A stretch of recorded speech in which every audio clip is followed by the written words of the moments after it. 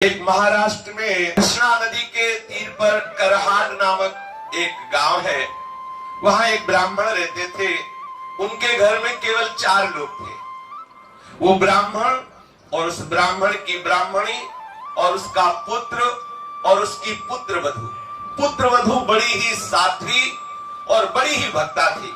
पुत्र वधू का जो नाम था वो सखुबाई था। पुत्र वधू का नाम सखुबाई था। और जो सास थी और जो ससुर थे और जो पति थे, ये तीनों एक ही राशि के थे। दूसरे शब्दों में धुंधकारी थे। जितना उपद्रव करे उतना ही कम। और पूर्ण सती साध्वी सखुबाई बचपन से संत महात्माओं का संग करके निरंतर श्री कृष्ण के चिंतन में तन्मय रहने वाली। अब प्रारब्ध होता है, भगवान की ऐसी लीला होती है जैसे गाय जो है कसाई के चक्कर में फंस जाए, ऐसे वो साध्वी सखुबाई का ब्याह ऐसे परिवार में हुआ जहां ससुर भी दुष्ट स्वभाव वाला और सास जब तक सखुबाई के 2-4 थप्पड़ लगा के बाल खींच के सैकड़ों गालियां ना दे दे तो उसको राजभोग पचता नहीं था। और रात्रि में जब तक पैर दबवा के 2-4 गालियां दे के 1-2 लात न जमा दे तब तक सहन नहीं होता था। ऐसा उसका स्वभाव था। देखो, ये भक्त का जीवन है। लेकिन कभी सखुबाई ने कभी किसी के पास जाके या पड़ोस में कभी किसी से नहीं बोला। अगर पति के सामने आंसू बहा के कुछ बोलने का अवसर भी मिले और अगर कभी एक बोले तो पति उल्टा और 4 थप्पड़ मारे, गालियां दे। क्योंकि जैसे माँ जैसे पिता वैसे ही वो बेटा। सखुबाई को बहुत कष्ट दिया जाता। लेकिन बलिहारी सखुबाई की भक्ति की कि एक क्षण के लिए भी कभी वो भगवत विस्मरण नहीं होने देती। ये देखो, और कभी ये नहीं कि सास से द्वेष करे, पति से द्वेष करे या ससुर से द्वेष करे, कभी ऐसा नहीं। जो उपासक प्रेम रस को प्राप्त करना चाहता है, भगवत साक्षात्कार करना चाहता है, इन भक्तों से शिक्षा ले। उसी घर में रह के और सब कार्य, ससुर स्नान करेगा तो पानी सखुबाई को भरना है, उसके कपड़े सखुबाई को धोने हैं, सास के कपड़े धोने हैं, पति के कपड़े धोने हैं, सबको भोजन बनाना, सबके बर्तन में, और बाद में जो जूठन बचे वो खाने को देना। और जब सखुबाई भगवत स्मरण करते हुए प्रसाद पावे तो सासू बैठ के जैसे लोरिया सुनाई जैसे गालियां सुनावे। सोचो कैसा जीवन उस महान भक्ता का, कितना क्लेश में जीवन, पर कभी कठोर वचन भी उसने सास से नहीं बोले। जो मान अपमान को, जो लाभ हानि को, जो जय पराजय को, सुख दुख को समान भाव से सहते हुए भगवत स्मरण करता है, भगवान उसके अधीन हो जाते हैं। ये भक्ति का स्वरूप थोड़ा समझना है हमें। यदि हम अनुकूलता को भक्ति समझेंगे तो हमें भागना पड़ेगा, हमें महाअमृत पद से वंचित होना पड़ेगा, हमें ऐसे महासुंदर सिंधु प्रभु के दर्शन का अधिकार प्राप्त नहीं होगा। हमें मान अपमान समान रूप से सहना है, लाभ हानि समान रूप से सहना है, सुख दुख समान रूप से सहना है। और हमें देखना है कि मान के समय या अपमान के समय कहीं भगवत विस्मरण तो नहीं हो रहा। लाभ के समय या हानि के समय, दुख के समय या सुख के समय कहीं हम प्यारे को अपने भूल तो नहीं रहे हैं। हमें सदैव अपने प्यारे के स्मरण में रहना है। सखुबाई को पीटा जाता है, गालियां दी जाती है, क्लेशात्मक व्यवहार किया जाता है, लेकिन सखुबाई के हृदय में ऐसा विठ्ठल बसे हुए है, इसका कोई प्रभाव नहीं पड़ता। वो अधिक दुष्टा अभिमानी कुटिला कठोर हृदया जो सास है, ऐसी परम भागवत परम दयालु श्री सखुबाई को प्रति क्षण क्लेश दे रही है। और तीनों एक से बढ़कर मनमानी क्लेश देते। शक्ति भर के जितनी ताकत है सखुबाई को सताते, उनको सताने में सुख मिलता। शरीर सूख रहा है सखुबाई का, फटे पुराने कपड़े पहनने को मिलते हैं, रूखा सूखा खाने को मिलता है, प्रतिक्षण डांट पिटाई, लेकिन हर समय श्री कृष्ण का चिंतन। यह है भक्ति का स्वरूप। और ऐसे ही भक्तों के जीवन में अद्भुत घटनाएं घटती है जिनका यश गान किया जाता है। प्रातः काल से लेकर रात को सबके सो जाने के बाद तक सखुबाई के लिए घर का काम पड़ा रहता। मशीन की भांति बिना विश्राम किए वो काम करती। सखुबाई का शरीर बहुत कृश होने लगा। बिना आलस्य के, बिना थकावट के, कष्ट सहते हुए भी सबको सुख पहुंचाना, सबकी सेवा में मगन रहना और श्याम सुंदर त्रिभुवन मोहन लालजू का अखंड ध्यान और जिह्वा से विठ्ठल विठ्ठल विठ्ठल, कृष्ण कृष्ण कृष्ण, गोविंद गोविंद, ये सदैव नाम उच्चारण होना। घर के काम काज को ऐसा नहीं कि बेमन करे, सुचारू पूर्वक जैसा होना चाहिए वैसा, और दिल में 10-20 बार सखू को उसके माँ और उसके पति गालियां देते, पीटते। ऐसा आश्चर्य की बात नहीं है। भागमती बाई के लिए भी आया है कि राजा उनके ऊपर बिस्तर लगा के सोता और कोड़ों से मारता। भागमती बाई जिनका यश गाया जाता है। ये भक्तों के जीवन में ऐसे विचित्र विचित्र लीलाएं आती है कि यदि ये साधारण भक्त सुने तो उनको भय लगे कि भक्ति में ऐसा भी होता है क्या। हम तो सुनते थे चकाचक आनंद 56 भोग प्रसाद पाओ, यहाँ तो कोड़ों का भोग लग रहा है, यहाँ तो बड़ा क्लेश लग रहा है। अरे ये उन चरम सीमा के भक्तों की बात है जिनका उदाहरण दिया जाता है। अगर बच्चा 5 किलो उठाता है तो पिता 2 कुंतल उठाने के लिए नहीं कहता। अपने लोग जितने लायक है उतने ही प्रभु हमारे साथ व्यवहार करेंगे। श्री सखूबाई अपने शील और स्वभाव को निरंतर प्रभु के चिंतन के अनुसार ऐसा शांत बनाए हुए थी कि चाहे कितना भी प्रतिकार हो, कभी वो सास से लौटकर जवाब नहीं दिया। सास के सामने वो कभी जवाब नहीं खोलती। पति के सामने 2 बूंद आंसू निकालने का अवसर उसके पास नहीं था, क्योंकि पति सास से भी ज्यादा कर्कश था। अधिक क्या, निर्दय हृदया पिशाचिनी वो सास सखू को पेट भर भोजन भी न देती। घर में अनेक पदार्थ उससे बनवाती, अच्छे अच्छे पदार्थ पाती और अपने लिए रख लेती आगे के लिए, लेकिन सखूबाई को वही रूखा सूखा बासी पवाती। पुत्र, माँ और ससुर तीनों भरपेट पाते, सखूबाई को भरपेट भोजन भी नहीं। इतना होने पर सखू अपने दारुण दुख को श्री भगवान की कृपा का अनुभव करते हुए आनंदित होकर के सहती। सखू की दशा पर गांव के स्त्री पुरुषों को बहुत तरस आता, पर किसी की हिम्मत नहीं होती कि कोई समझा सके। ब्राह्मणी के डर से कोई सखू से बात भी नहीं कर सकता था। सखूबाई मन ही मन भगवत कृपा का अनुभव करती हुई सोचती, कितने कृपालु हैं श्री कृष्ण। देखो ये भक्त का स्वभाव, कितने कृपालु हैं। यदि पति हमसे प्यार करता तो श्री कृष्ण के प्यार में बाधा पड़ जाती। यदि सास हमें प्यार करती, ससुर प्यार करते तो इनमें मन बंटता। सखूबाई एकांत होकर यही सोचती, कितने कृपालु श्री कृष्ण है कि हमें ऐसा ऐसा परिवार दिया है कि मेरा मन केवल श्री कृष्ण में लगेगा, इनमें लगेगा ही नहीं। ये कितनी कृपा है। देखो भक्त हर परिस्थिति में आनंदित रहता है, कृपा का अनुभव करता है।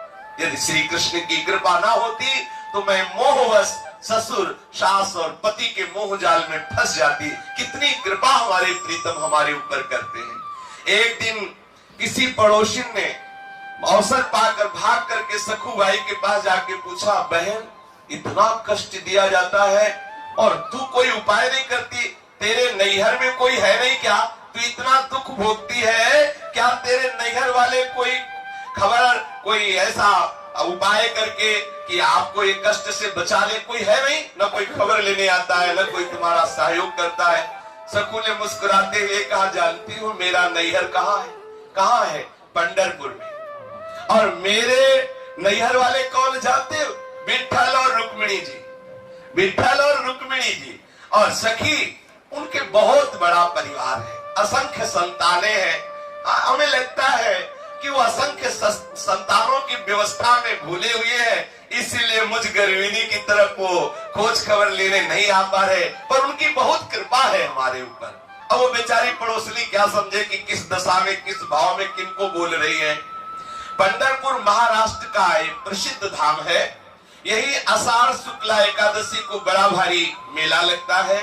भगवान पंढरीनाथ श्री विठ्ठल के दर्शनार्थ लाखों नर नारी दूर दूर से भगवान नाम कीर्तन करते हुए, नृत्य करते हुए उत्साह पूर्वक पंढरपुर की यात्रा करते हैं।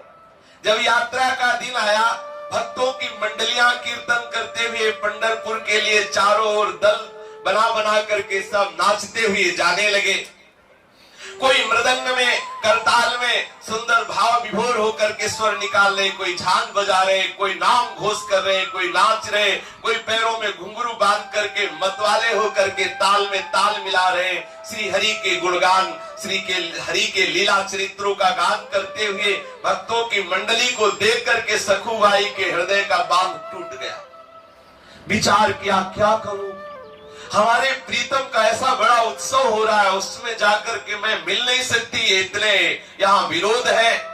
तो करहाड़ उसके गांव से बड़ी बड़ी मंडलियां जा रही थी। सखुबाई को पानी भरने के लिए कृष्णा नदी में जाना होता था। घड़ा लिया और कृष्णा नदी में जल भरने के बहाने निकली। प्रेमी भक्तों के संकीर्तन दल को देखकर सखु के हृदय में प्रेम उमड़ा और घड़ा वहीं रख दिया। पंढरपुर जाने की प्रबल इच्छा करके भक्तों की मंडली में गई। विचार किया कि अगर सास से पूछेंगे तो पिटाई ही होगी, सास ससुर पति कोई जाने तो देगा नहीं। घड़ा नदी के किनारे रख दिया और भक्तों की मंडली में चली गई।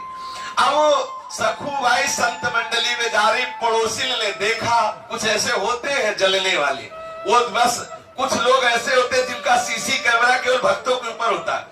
कब छीका, कब पाया, कब बैठे, कब उठे, वो पूरा उनसे पूछ लीजिए।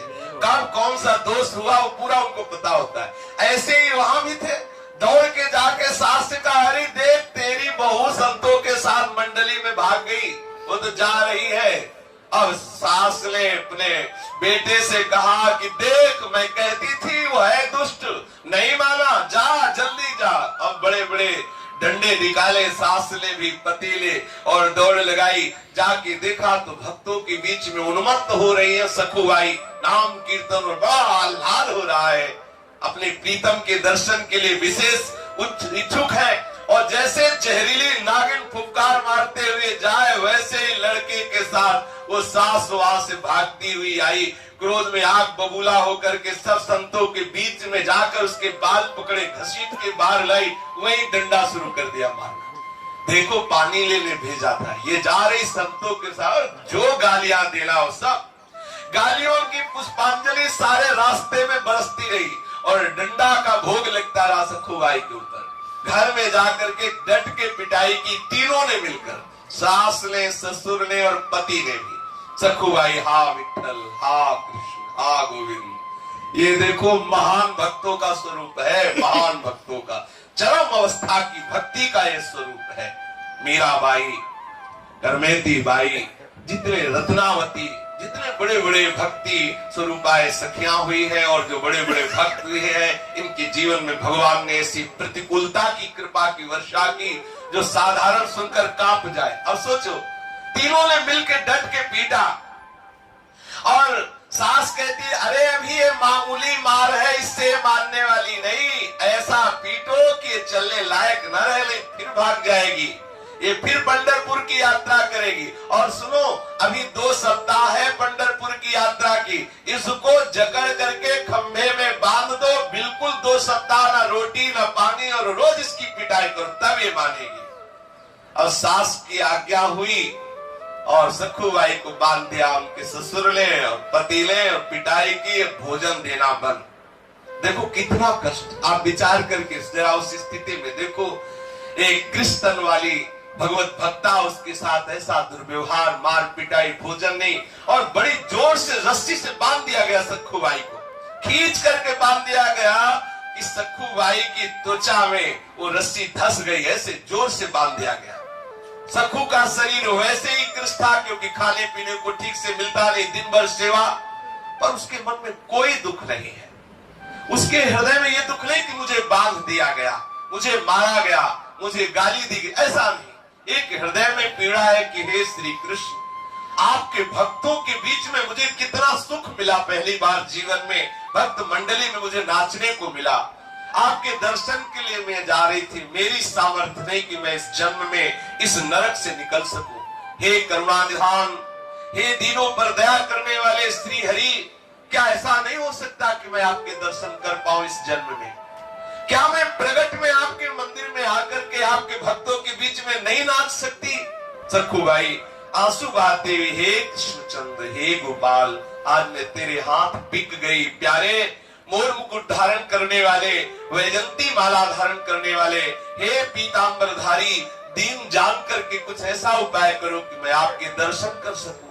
मैं बहुत पतित हूँ, दीन हूँ, अधम हूँ, मेरी सामर्थ्य नहीं मैं आप तक आ सकूं। अपने भक्तों के लिए कच्छ मच्छ वारा शुक्र न जाने कौन कौन से अवतार धारण किए, आपके लिए क्या दुर्लभ है। हे प्रभु आप कृपा करो, बहुत सुंदर अवसर, भक्ति की मंडलियां जा रही हैं, आपके दर्शन करने के लिए बार बार अवसर नहीं आएगा। हे नाथ आप कृपा करोगे तभी दर्शन हो सकते, मेरी सामर्थ्य तो है नहीं कि मैं उसके चुंगल से छूट सकूं। सखुबाई श्री हरि का आंतरिक चिंतन कर रही है। श्री हरि को चैन कैसे पड़ सकता है? रुक्मिणी जी ने देखा तो चेहरे में उदासी, बड़ी चिंता। पूछा कि नाथ आपका चिंतन करने से सबकी चिंता खत्म हो जाती है, आप चिंता में कैसे? हमें लगता है जब जब आपके चेहरे पर श्री मुख में चिंता दिखाई देती है तो किसी भक्त के लिए, कोई भक्त हमें लगता है कष्ट में है। भगवान ने कहा एक ऐसी भक्त है, पूछो मत, कितना पीटा गया उसको, कितना क्लेश दिया गया, वो हमसे मिलना चाह रही है और उसको बांध दिया गया है। आर्त पुकार से मेरा हृदय जल रहा है। सखुबाई मुझे पुकार रही है। पूरा रहस्य नहीं बताएंगे, थोड़े दिन के लिए तुमको विरह सहना पड़ेगा, क्योंकि ये भक्त ऐसा नहीं कि जाके दर्शन दिया और लौट के आ गए, हमें वहां रहना पड़ेगा कुछ दिन, तभी बात बनेगी। रुक्मिणी जी से ऐसा कहा और प्रभु तत्काल जाग गए। सखुबाई के समीप जो बंधी हुई है रस्सी से, न भोजन दिया जा रहा है, ऊपर से गालियां दी जा रही, पिटाई की जा रही है। सोचो कितना कष्ट, आप विचार भी नहीं कर सकते कि कितना कष्ट होगा।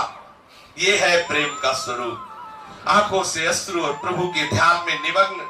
इतने में सामने से देखा एक सुंदर नवयुवती है और कह रही सखुबाई, सखुबाई तुमको पंढरपुर जाने की बहुत चाह थी। ये वही है जो अभी रुक्मिणी जी से बात करके आ रहे हैं।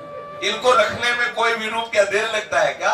बहुत सुंदर नवयुवती का रूप रखा और बोले प्रभु सखुबाई, मैंने सुना तुम पंढरपुर जाना चाहती हो, तो सुनो चलोगी हमारे साथ पंढरपुर? सखुबाई ने एकदम आंख खोली, देखा कि कोई प्यार से हमें बोले, यहाँ तो गालियां और डंडा चल रहे हैं। देखा और कहा सखी, मुझ पापिनी के भाग्य में ऐसा कहा कि मैं भक्त मंडली के साथ पंढरपुर जाऊं। तुम देख तो रही हो मेरी दशा। स्त्री रूपी श्री ठाकुर जी ने कहा भाई तुम जानती नहीं हो, मैं तुम्हें बहुत समय से जानती हूँ, तुम हमारी बहुत प्रिय सखी हो, तुम भले हमें ना पहचानो, मैं जानती हूँ, तुम्हें बहुत जानती हूँ। उदास मत हो, जिसकी मैं सखी होती है उसको कभी उदास मैं नहीं देख सकती। सखुबाई क्या समझे कि ये कौन से है, प्रभु कौन सा रूप धारण करने वाले हैं। देखो मैं तुम्हें छोड़ती हूँ और तुम भागो और जाओ मंडली के साथ। बोले हमारे सास भी पकड़ लेगी। बोले बिल्कुल नहीं, इसकी तो तुम चिंता ही मत करो। जल्दी जल्दी सखुबाई को, जो ठाकुर जी युवती रूप में गए थे, छोड़ दिया। सखुबाई को छोड़ा तो सखुबाई निकली और आप सखुबाई होकर रस्सी में बंध गए। आप ठाकुर जी सखुबाई का रूप धारण किया और सखुबाई के बदले में आप जैसे सखुबाई बंधी थी वैसे ही बंध गए ठाकुर जी। देखो कितनी सामर्थ्य है इनकी। लेकिन अगर भक्त इनके लिए बंधता है तो भक्ति के लिए बंध सकते हैं, ये दिखा रहे प्रभु। अब ऐसा नहीं कि सखुबाई की पिटाई होती थी, इनकी पिटाई नहीं होती, इनकी भी हो रही, क्योंकि उनको तो पता ही नहीं है ना कि भगवान है। भगवान सखुबाई के रूप में बंध गए, प्रेम पास में बंधे हुए ठाकुर जी। जैसा रूप सखुबाई का, जैसा पतला शरीर, जैसे कपड़े, जैसे बंधी थी बिल्कुल वैसे बंध गए। जिनका नाम स्मरण करने से माया का वो बंधन टूट जाता है, जो बड़े बड़े योगियों के लिए छोड़ना दुर्लभ है, वही सच्चिदानंद भगवान अपने भक्ति के लिए एक साधारण स्त्री की तरह बंध गए अपनी भक्ता सखुबाई के लिए। अब सखुबाई बड़े आनंदित होकर के भागी, वहां तो भक्तों की मंडलियां जा ही रही थी, भक्त मंडली में कीर्तन करते हुए वो श्री ठाकुर जी के दर्शन के लिए। सखुबाई बने जगन्नाथ, समस्त लोगों का पोषण करने वाले श्री विठ्ठल भगवान उसी में बने। अब निर्दयी सास आती है और जाएगी पंढरपुर, और 2-4 चाटे ठाकुर जी चुपचाप चाटे खा रहे हैं। सर्व सामर्थ, ये कोई न समझे कि ठाकुर जी के होकर के भक्त पीट रहे हैं तो भक्त के होकर प्रभु भी पीट रहे। देख लो सखुबाई की जगह ठाकुर जी बने, सास आती गालियां देती, थप्पड़ मारती है, ससुर आता है वो गालियां देती। अब आई लाइफ में कई दिन हो गए, भोजन नहीं मिला, पानी नहीं मिला, रोज पिटाई। अखिल लोक सामर्थशाली प्रभु पीट रहे लेकिन कुछ बोल नहीं रहे। सखुबाई की तरह प्रभु सुशीला वधू की तरह आंसू बहाते हैं। 15 दिन बीत गए बंधे बंधे, जहां रोज बाल भोग और राज भोग और शयन भोग, वहां कोई भोग नहीं, रोज डंडा और गालियां खा रहे हैं। सास ससुर का मन इतने पर भी नहीं पसीजा, परंतु सखुबाई के पति के मन में विचार आया कि पूरे 2 सप्ताह हो गए, एक बूंद जल नहीं, कोई भी एक कण अन्न नहीं दिया गया। कहीं ऐसा ना हो कि मेरी पत्नी बंधे बंधे मर जाए तो हमको हमारा दोबारा ब्याह तो होगा नहीं, क्योंकि पूरा गांव नगर जानता है कि हम कितने सभ्य हैं। इसलिए सोच, अब वो सखुबाई के ऊपर दया लगी, अपनी गृहस्थी के लिए उसने सोचा कि अब सखुबाई को कुछ खिलाना पिलाना। हमें तो लगता है कि इनको राह ले गया तो पति के हृदय में प्रेरणा कर दी, यार इतने दिन हो गए, पानी भी नहीं मिला तो इसी बाले पिलाओ आके। अब उसका पति बहुत प्यार करके गया, और जो ठाकुर जी सखुबाई बने हुए बंधे थे, ठाकुर जी के समीप जाकर के इसने दुलार किया और सखु रूपी भगवान के मुख पे हाथ फिरता हुआ कह रहा, तुम्हें बहुत कष्ट दिया गया, बहुत क्रूरता तुम्हारे ऊपर की गई, सारे बंधन खोला और एकांत में ले जाकर बहुत प्यार किया, सुंदर जल पिलाया, भोजन पाया, और कह रहा है कि देखो अब मैं क्या करूं, मेरे माता पिता इतने, ये आज तो दया की बात आ रही ना, वो इन्हीं के लिए यार सखुबाई के ऊपर कभी नहीं आई दया, ये तो ठाकुर जी लीला बिहारी है। ऐसा भवबंधन का नाश करने वाले अनंत आनंद के समुद्र ठाकुर जी ठीक एक पतिव्रता की तरह ही चेष्टा कर रहे सखुबाई के पति से।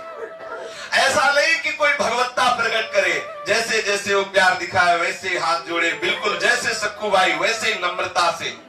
प्रभु ने सोचा कि यदि मैं जरा सी भी कोई चेष्टा बदलूंगा तो हमारे भक्ति में बाधा पड़ जाएगी। क्या जो सखुबाई हमारे प्रेम में मगन होकर जा रही है उसके प्रेम में बाधा हो जाएगी। इसलिए भक्त के जीवन में जो भक्ति का अद्भुत उन्माद है उसमें बाधा न पड़े। ठाकुर जी के वो गाल में हाथ फेर रहा है तो समस्त लोग चूड़ामणि प्रभु वैसे भी सह रहे, चुप है, पास है। अब वो कह रहा देखो हम तुमको खोल के लाए, हमारे पैर दाबो। तो सखुबाई भले हुए ठाकुर जी धीरे धीरे उसके पैर दाब रहे। आप देख लो हमारे प्रभु का प्यार, देखो कितना प्यार करते हैं अपने जनों से। पग चापू और सेज बिछाऊं, नौकर बनूं हजाम, हाकू बैल बनो गडवारो, बिना तनख्वाह रथवान, यही तो मेरे मन में ठनी, भगत मेरे मुकुटमणि।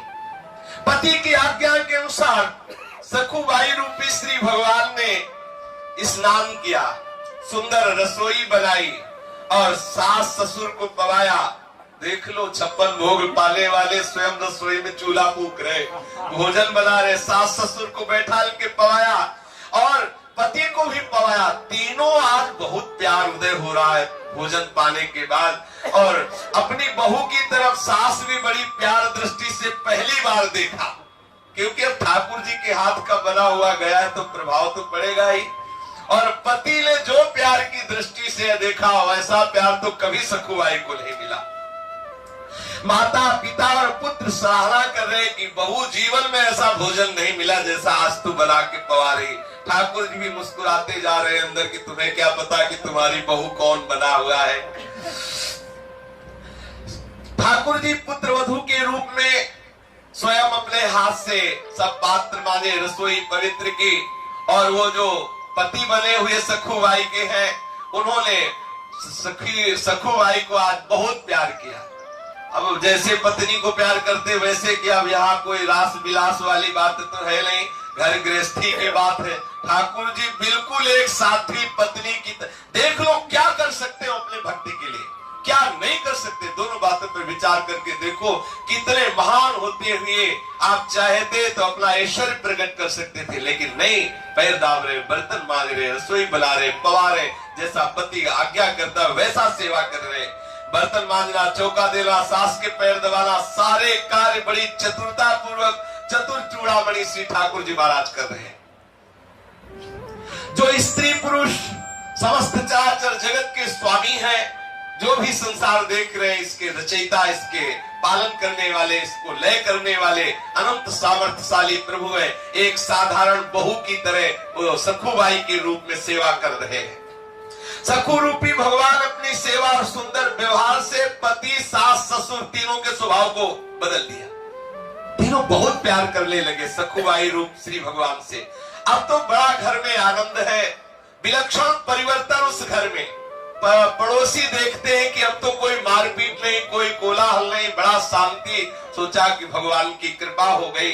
और उधर सखुबाई पंढरपुर पहुंच करके नाम कीर्तन करते हुए उन्मत्त नाच रही है। प्रभु के प्रेम में वो इस बात को भूल गई कि हमारी जगह कोई और सखी बंधी हुई है। प्रभु ने तो यही कहा कि तुम दर्शन करके आ जाओ, तब तक हम बंधी हुई है। उनको सब भूल गया। गई पंढरपुर में दर्शन के, खूब नृत्य करके उन्मत्त होकर के आनंदित हो रही है। अब भक्त गण हाथों में निशान लिए हुए, ताल मृदंग झांझ बजाते हुए, नाम घोष करते हुए नृत्य कर रहे हैं। गरीब अमीर ब्राह्मण शूद्र का कोई भेद नहीं, सब मंडलियों में उन्मत्त नृत्य हो रहा, भगवान नाम का जय घोष हो रहा है। आकाश में गूंज मच रही, ऐसे नाम घोष हो रहा है। आनंद रस में विभोर हुई सखुबाई चंद्रभागा में स्नान करके पंढरीनाथ जी के दर्शन करके मंदिर के अंदर प्रवेश किया। मंदिर में जाकर श्री हरि के दर्शन करके आनंद सिंधु में डूब गई। प्रभु की वो श्याम मनोहर मूर्ति, वो दिव्य पीतांबर धारण किए हुए सुंदर श्री, आज प्रभु की मूर्ति थोड़ी दिखाई दे रही, साक्षात प्रभु दिखाई दे रहे हैं। कानों में दिव्य मकराक कुंडल, सुंदर अनंत कामों का भी जो सौंदर्य फीका कर देने वाला उनका लावण्य, वक्षा स्थल पर नवीन सुगंधित पुष्पमाला, तुलसी की माला धारण किए हुए और भ्रकुटी का संचालन करते हुए सखुबाई को मुग्ध कर रहे हैं। त्रिताप सदा के लिए जिनके नाम स्मरण करने से ही शांत हो जाता है, उनका रूप देख करके सखुबाई सुध बुध भूल गई। ऐसा मन लगा कि उसने प्रभु के सामने प्रतिज्ञा कर ली कि जब तक इस शरीर में प्राण रहेंगे मैं पंढरपुर की सीमा के बाहर नहीं जाऊंगी। और उधर ठाकुर जी बंधे हुए, जो छोड़ा था सखुबाई को, जो बंधे हुए थे, वो खोल करके वहां बहु रूप में चौका लीप रहे, बर्तन मांज रहे हैं, रसोई मनिया कर रहे हो। यहाँ सखुबाई ने प्रण कर लिया, जब तक शरीर में प्राण रहेंगे मैं पंढरपुर को नहीं छोड़ूंगी, सीमा के बाहर नहीं जाऊंगी। उसे क्या पता कि मेरे बदले में आप पंढरीनाथ ही वहां बंधे हुए हैं। प्रेम मुग्धा सखुबाई पांडुरंग के ध्यान में संलग्न हो गई। अंत में अष्ट सात्विक भाव में अंतिम भाव का उदय हुआ, जिसमें सखुबाई के प्राण इस शरीर को छोड़कर निकल गए। इतना रूप प्रभु का ऐसा है। अपने लोग कहते हैं दर्शन क्यों नहीं देते?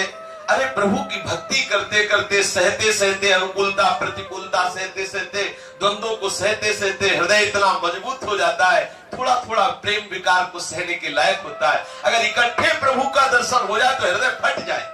जैसा सुनते हैं कि सेवा कुंज में अगर कोई रात में रुके तो ऐसा हो जाता है, तो कोई आश्चर्य की बात नहीं, क्योंकि श्यामा श्याम के एकदम रूप को कोई देखे तो हृदय की गति रुक ही जाएगी। सखुबाई के सामने वो स्वरूप प्रकट हुआ कि सखुबाई विह्वल विकल हो गई और भगवान के सौंदर्य के दर्शन में इतना मुक्त हो गई कि उसके प्राण छूट गए। अब दैव संयोग से यात्रा करने को आए हुए करहार के निकटवर्ती किवल नामक गांव का एक ब्राह्मण उस मंडली में आया हुआ था। उसने सखुबाई की लाश को देखा कि सखुबाई तो पधार गई, साथियों को बुलाया और सबने मिलकर के सखुबाई के शरीर की अंत्येष्टि क्रिया की, अंत्येष्टि संस्कार किया। और इधर रुक्मिणी जी ने विचार किया कि खूब रही बात, हमसे तो कह के गए कि कुछ ही दिनों में आ रहे हो, आज तक वापस नहीं आए। फिर ध्यान दे के देखा कि जिसके लिए गए उसने तो शरीर छोड़ दिया, शरीर का संस्कार भी हो गया। अब हमारे प्रभु को तो बहुबल के वहां रहना ही पड़ेगा। अब रुक्मिणी जी को बड़ी चिंता हुई, विचार किया रुक्मिणी जी ने, फिर स्मशान पहुंची, सखुबाई की जो राख वगैरह थोड़ी मोटी हड्डी वगैरह थी उनको एकत्रित किया और प्रेम दृष्टि से देखा तो सखुबाई जीवित हो गई। अब महामाया है, महाशक्ति, इनके लिए क्या?